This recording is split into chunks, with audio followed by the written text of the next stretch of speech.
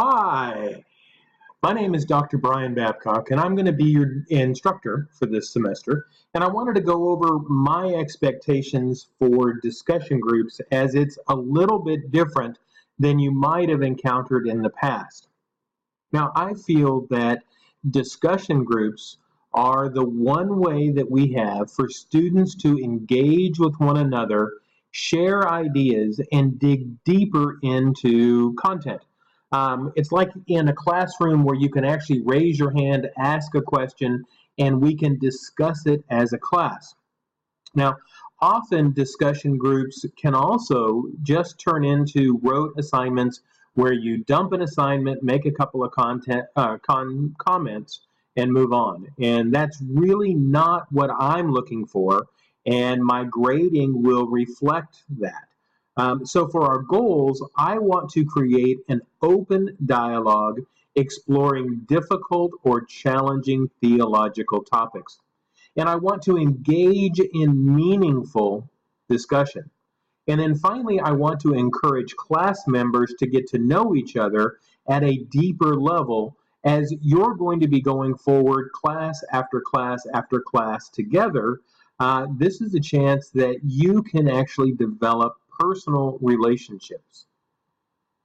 Now, the discussions are broken into two parts. In the first part, you do a post that is just you. It's what do you think about a topic. And then the second part is our group discussion. And I break my grading up between these two classic components. The initial post should be around one page, 250 to 750 words. And this is a guideline as I do not grade based upon length, being too long or too short. I only grade based upon content. I'm looking for your insightful interaction with the discussion question. As a general rule, I'm looking for two critical interaction points. The first is a scholarly perspective. So even though a discussion post may say, what do you think or feel about something, I'm wanting you to engage as an academic scholar and write a well-researched and well-supported post. So you can say, I believe, and then you need to find some academic sources, be they from our reading or outside research, to support what you believe or feel.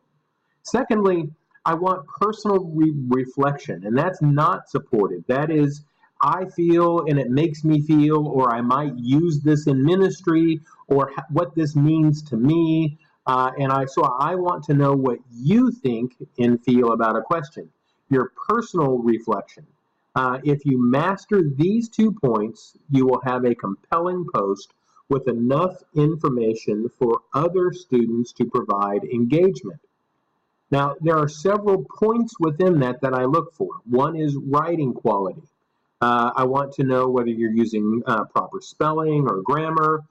Students exhibit the ability to use complex grammatical constructions and a wide range of vocabulary correctly.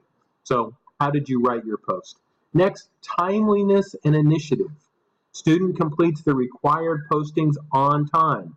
Your initial posts are due on Friday at midnight Central Standard Time, and so did you get that done? Next, continuity and contribution. Posts consistently exhibit an awareness of the needs of the classmates. Students present information and ideas that exhibit a desire to reflect on the topic in a more in-depth fashion, and students use additional references and ideas to prompt further discussion. And those references can be from the Old Testament, the New Testament, extra-biblical sources, academic reading sources from our class, or outside research. And then I want to see synthesis with previous discussions, reading course literature and course lecture. Now, what that tells me is then by bringing in week 4 and say, well, in week 2 we discussed blank, blank, blank, what that does is it says you're actually learning. You're taking the information from one week or even one class and applying it to a current situation. That's a higher level of academic use and one that I look for as you move through the course. Use of rhetoric and coherent argumentation, a long way of saying, is your post logical and do you support your position using outside academic research?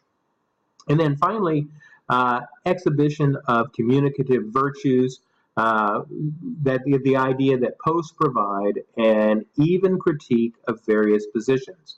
And what I mean by that is we don't just slant our discussion, we honor all sides and engage in discussion. So I want to see a well-balanced and well-thought-out post. Then we turn to responses. So once you by Friday have posted a logical, well-thought-out, well-supported post, now it's time for the class to engage with one another. And this is where I differ most with some other professors, in that for me, it says typically something to the effect in class that students will post by Friday and put at least 2 comments in before Monday at midnight. Well, that's good, but that's not the point of discussion groups. And so if someone meets the minimum, Friday night at 11:50, they put in their post, and then at 11:51, they make 2, 3, 4, 5 comments on other people's posts. Well, that's good. That's B level work, maybe C plus level work. You've met the minimum standard, but that's not excellent.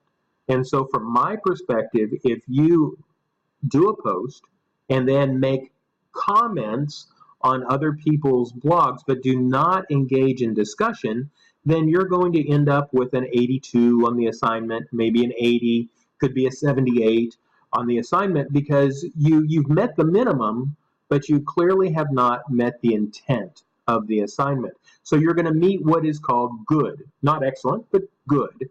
And if that's okay, then we'll do that. But what I'm looking for is for you to take the next step and engage with one another and dive deeper into the discussion by critically asking questions of another person and then engaging in a dialogue. Sometimes that goes off task, and that's awesome. Sometimes you're able to uncover a deeper meaning, or at least a little deeper understanding on a topic. And so an A-level response, or excellent, requires that students engage with other students in discussions about the assignment. Merely commenting on a range of posts is good, but not excellent. Therefore, I am looking for discussions, which is back and back, party A talks to party B, who talks back to party A, who talks to party B, perhaps we bring in party C, and continue a discussion. And then insightful and critical responses. And by critical, I do not mean condescending, and I do not mean argumentative. I mean engaging in discussion points that inspire thoughtful interaction, not criticizing, but critical. And then I want engaging comments, more than just great job, love the post. But why did you love the post? What made you think about that point in a deeper way? And then finally, I want interaction throughout the weekend. And that one is worth spending a minute or two on. This last point is important. If a student writes 10 responses over a 1-hour period on one day and never engages again on that question, they are likely to receive a good, but not an excellent rating. What I'm looking for is somebody to make some comments or ask some questions Friday night, perhaps Saturday morning, check back in Saturday night, maybe discuss a couple of more, check back in on Sunday, and finish it up on Monday. So a student who writes 2 comments and then checks back several hours later and writes 2 more responses, and then checks back the next day and writes 2 more discussion posts, is likely to get an excellent on their discussion response part of the grading. My goal is to make these discussion questions a place to learn, to grow, and explore different theological positions. Now, for some last thoughts, these discussion questions and responses are a place where a student can express opinions without fear of heresy. You're learning, you're exploring ideas, and so I want you to be honest with each other and not just write the standard Christian position. If you have real questions, even if theologically questionable, let's discuss them. I want the class to explore what each of you really thinks and feels. This is a time that I'm not going to grade you because you talked about a heretical position as the way you might think. Let's grow through that. Let's learn. Let's discuss. And that way you are fortified when you leave this class to be the best grounded scholar that you can be. So once you leave the program, we want you to have the skills and the knowledge to explore difficult and challenging positions for the benefit of the kingdom. So use this time to explore questions honestly with your other classmates. I really look forward to a great semester. I know you're going to do a fantastic job. And I want to encourage you and arm you with how I am going to grade so that you're not surprised with the discussion questions. This may be similar to some other professors you've had, and it may be a little more stringent. So I want you to be sure to schedule the time over the weekend and check in and maximize your score, but more importantly, maximize your learning. Have a great day, and I look forward to getting to know each of you.